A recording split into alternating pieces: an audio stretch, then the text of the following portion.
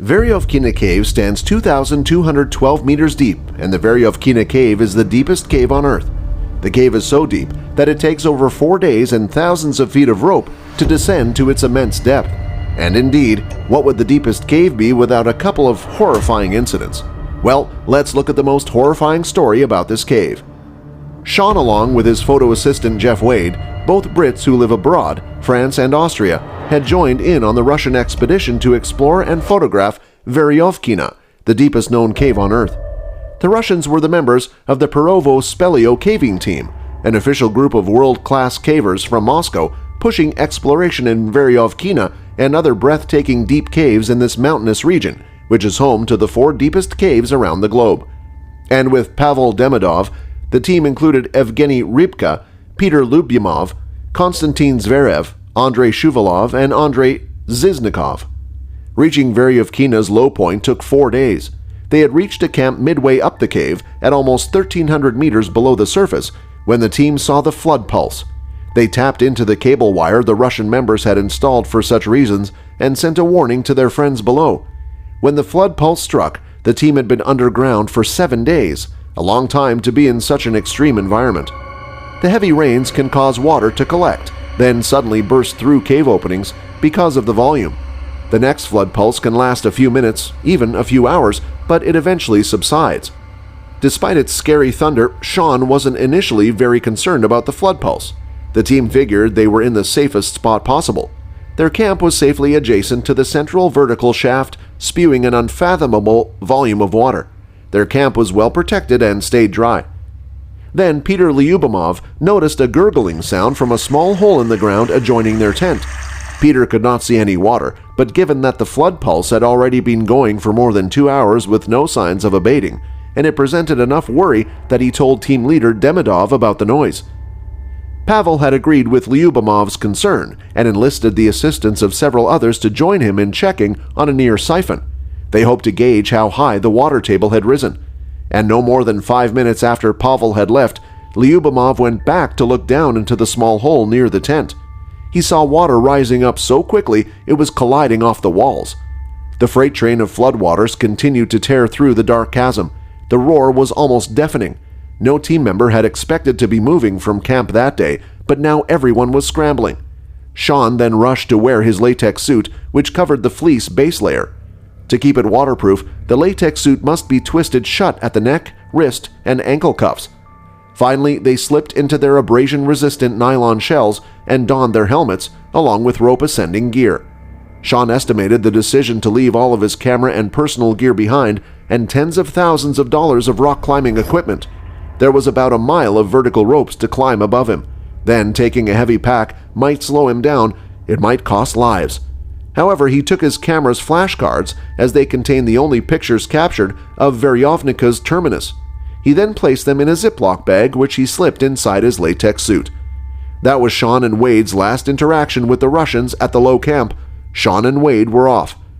Shone then headed towards the ropes, which led up and out. He reached a precarious traverse, formerly above an airy shaft, 8 meters wide and 20 meters deep. That shaft was now filled with water. At the end, Shone reached the vertical ropes. He then looked up and saw the raging waterfall of the flood pouring over them. Shone clipped his ascenders into the rope, put his head down, and began climbing. The massive weight of the water pummeled Shone. It barreled down with a crushing and suffocating force. Shone tucked his chin and breathed from a pocket of air formed by the space created beneath his helmet brim. He moved as fast as he could.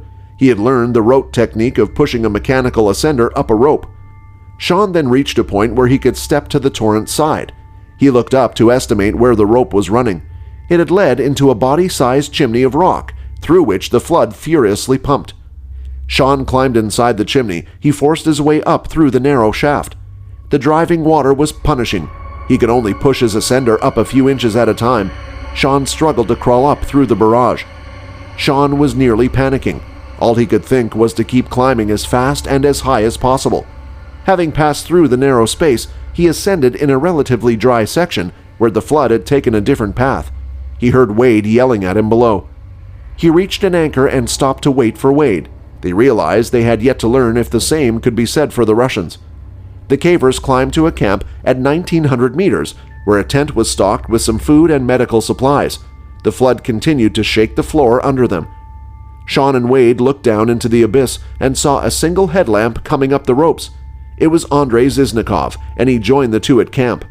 They sat in silence, worried that the worst had happened. After a few minutes, more headlamps appeared, then each of the 5 remaining Russians came up the rope. The Russian cavers team had escaped in the nick of time. By the time Pavel Demidov returned from scoping the siphon, the traverse just above water when Shone had escaped was completely submerged. The Russians then had to swim to access the vertical ropes going through the waterfall. Demidov got caught up, which sent him down. Demidov fought the current and swam hard to reach the line.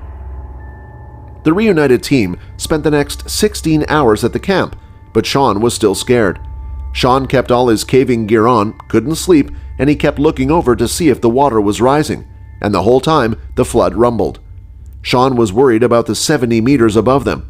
The long horizontal tunnel was usually half filled with water. Under typical circumstances, the only way to get through it was to crawl. With the flood, that pseudo-siphon would have been completely choked with water. As long as the flood went on, they were stuck. After a few hours, Shone relaxed a bit. He joined his team members in the tent and warmed himself up. The flood pulse had lasted about 20 straight hours. It resulted from a week of rain. The ground was completely saturated, and something had cracked which had unleashed that enormous volume of water.